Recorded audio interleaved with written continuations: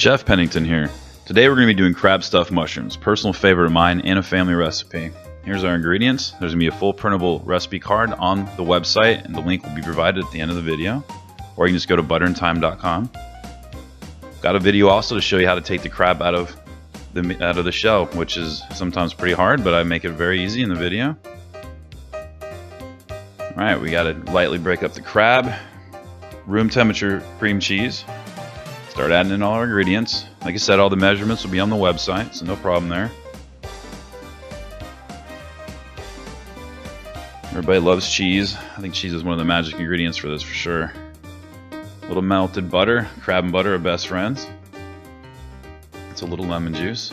Brightens everything up. Just incorporate everything really nicely.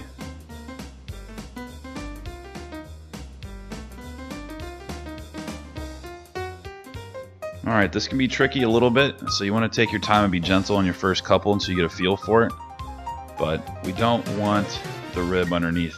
It's just not good eats. Kind of has a little bit more of an earthy flavor to it, and that's just not what we want. Definitely use a spoon because it holds it and catches all the extra pieces for you. Plus it's giving ourselves more room to put all of our delicious stuffing in. Alright, let's start stuffing. You want to be generous over a little bit. You can use paprika or chili powder or even cayenne pepper if you want a little extra heat. A little extra cheese for good measure.